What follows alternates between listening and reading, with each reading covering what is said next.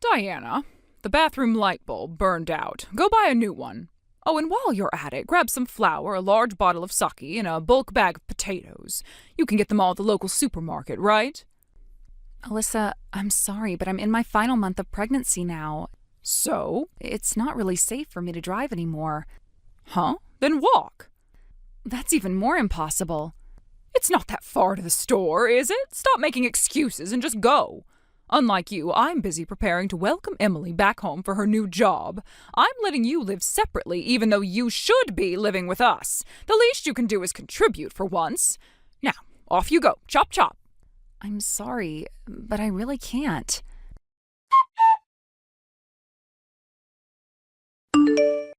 Diana!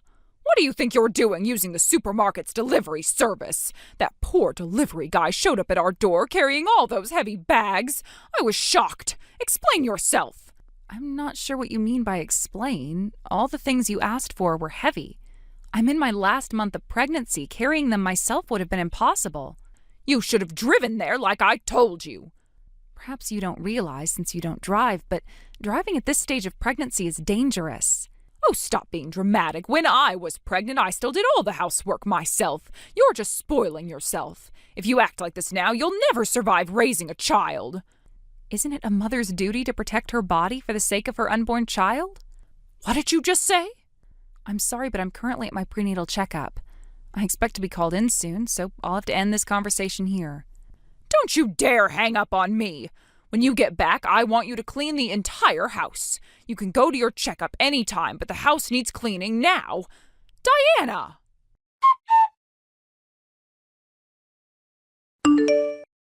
Diana, are you at home right now? Good morning, Alyssa. Yes, I'm home. Good. Then go pick up Emily from the station.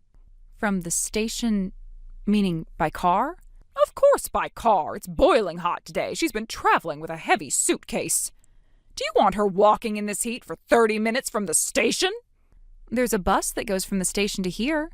Excuse me? Emily's coming all this way back home, and you can't even do this one thing to make her trip easier? Unbelievable. If I weren't pregnant, of course I'd go. But as I've said repeatedly, I'm in my last month now. Driving is really not an option for me anymore. Please understand. Stop using your pregnancy as an excuse. You can drive if you really want to. If you don't go pick her up, Emily will be left waiting at the station in this heat. Don't you feel bad for her? If she ends up with heat stroke, it'll be your fault, you hear me? All right, I understand.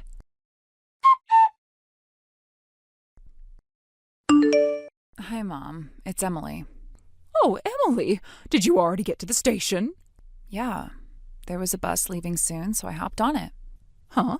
The bus? Yeah, you know that bus only runs twice an hour, right? But I got lucky. Only had to wait for 5 minutes. So I'll be home in no time. Oh, I see. All right then.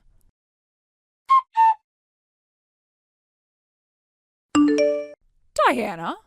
Hello? Emily just told me she took the bus home. You did go pick her up like I told you to, right? Why haven't I heard a single word from you since? What on earth is going on?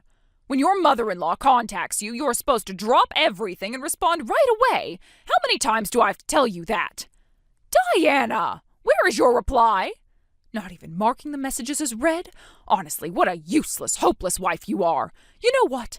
At this point, I might seriously have to start considering divorce. This is completely unacceptable.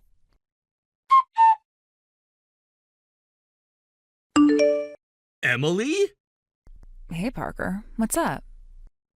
Hey, Emily! Long time no see since the coming-of-age ceremony, right? Yeah, it's been a while. Wait, is this about the class reunion or something? No time for small talk. I need to get to the point. Okay. Diana, she's your brother's wife, right?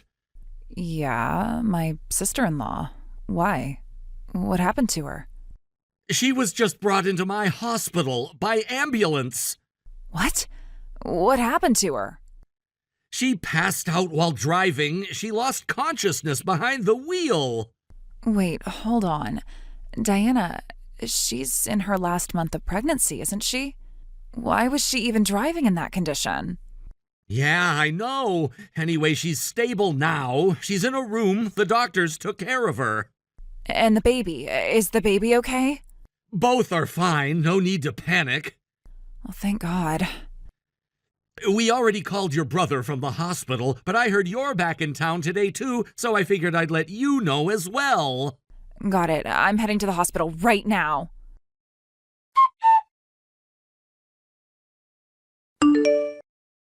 Diana, enough already. Answer me. You are absolutely hopeless as a wife. You know that. Listen carefully. I want you at the house right now. Someone needs to knock some sense into you. Mom? What exactly are you doing to a pregnant woman? Huh? Emily? Yeah, it's me, Emily. I saw Diana's phone blowing up with nonstop notifications and figured I'd check. Turns out every single message was from you. But why are you the one? Honestly, it's exhausting just seeing them. So let's switch to my phone, okay? It's getting ridiculous. Right.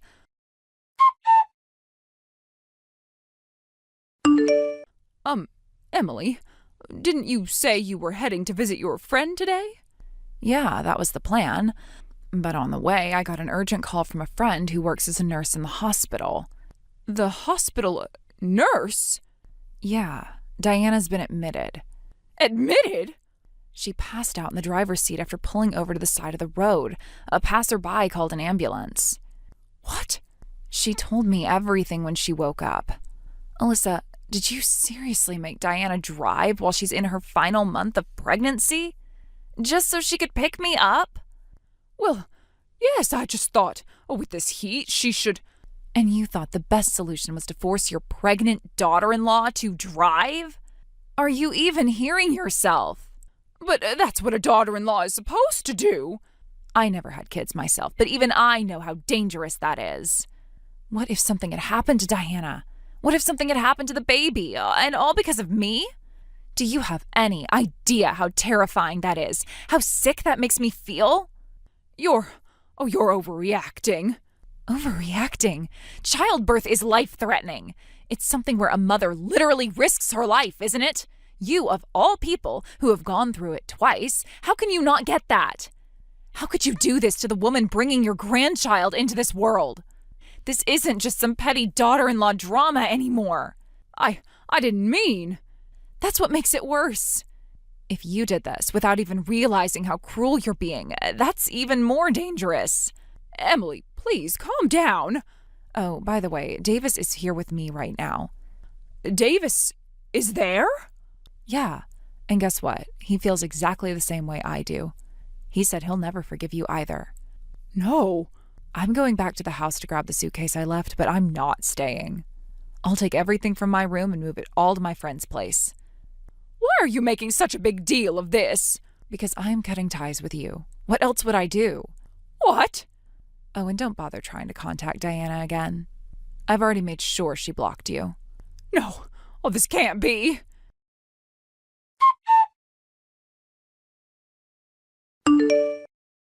Emily, what am I supposed to do? Your father, he's told me he wants a divorce.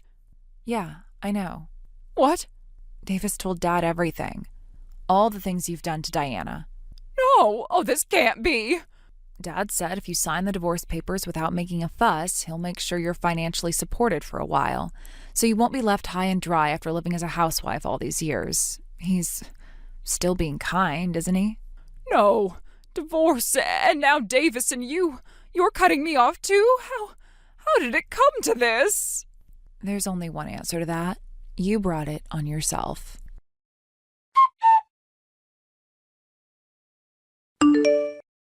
I still remember how everything turned upside down in an instant. One moment I was driving, trying to push through another exhausting day. The next, I was collapsing behind the wheel. The stress, the endless emotional strain from the suffocating family politics, the late stages of pregnancy, it all finally caught up to me. I woke up in the sterile white walls of a hospital room, disoriented, overwhelmed by the quiet beeping of monitors, the distant echoes of medical staff. But amidst the chaos of that moment, a miracle arrived. While I was still in the hospital, contractions began without warning, Everything happened so quickly. Before I could even fully process what was going on, my son was born into the world, a healthy, crying, perfect little boy. In that moment, everything else seemed to fade away. All the bitterness, the betrayals, the relentless pressures of dealing with my in-laws, none of it mattered. He was here, he was safe, and despite everything, both of us were healthy. That alone felt like the universe was giving me a second chance. When I was finally discharged, I expected to return to the old house near my husband's family home, the same suffocating space filled with ghosts of arguments and unwanted meddling. But instead, I was greeted with something completely unexpected. The address they took me to was in a completely different city, about an hour away from my husband's old family house. It was a fresh start, a brand new apartment, untouched by the poisonous memories of the past, a place where I could finally breathe. I later learned that during my hospitalization, while I was unconscious and helpless, everything had reached its conclusion. My husband and his father had made the decision I had quietly prayed for, but never dared hope would actually happen. They severed all ties with my mother-in-law. The woman who had made my life a living hell for so long, who constantly belittled me, controlled me, inserted herself into every aspect of our marriage, our finances, even my pregnancy, was finally gone. Apparently, my father-in-law had officially divorced her while I was still in the hospital. There were no dramatic scenes, no desperate pleas for reconciliation. It was cold, decisive, absolute. She was stripped of her title, her position, her influence. Worse yet, both of her children, my husband and his sister, turned their backs on her. They declared they wanted nothing more to do with her. She was cut off entirely. The humiliation was public. Neighbors whispered about her downfall. Old acquaintances avoided her gaze. The woman who used to hold court in the family home, who thrived on controlling others, found herself completely alone. And the cruelest twist? The grandchild she had once pretended to look forward to meeting, the grandchild she bragged about to her friends, even as she scorned me, she would never lay eyes on him. She wasn't even given a photo. It was as if she had been erased from our family tree, her existence nothing more than a bad memory we all desperately wanted to forget. From what I heard, she tried to cling to the few distant relatives she had left, but none of them wanted anything to do with her.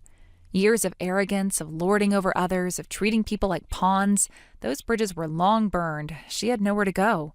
In the end, she moved into a cramped, suffocating one-room apartment in a run-down part of town. Gone were the fancy kitchens, the designer furniture, the manicured gardens she once obsessed over. Her world was reduced to 4 walls and a stained futon. The lavish lifestyle she had once clung to like a badge of superiority had vanished.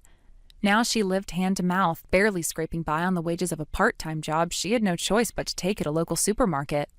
And even there, the humiliation followed her. Customers whispered, coworkers pitied her.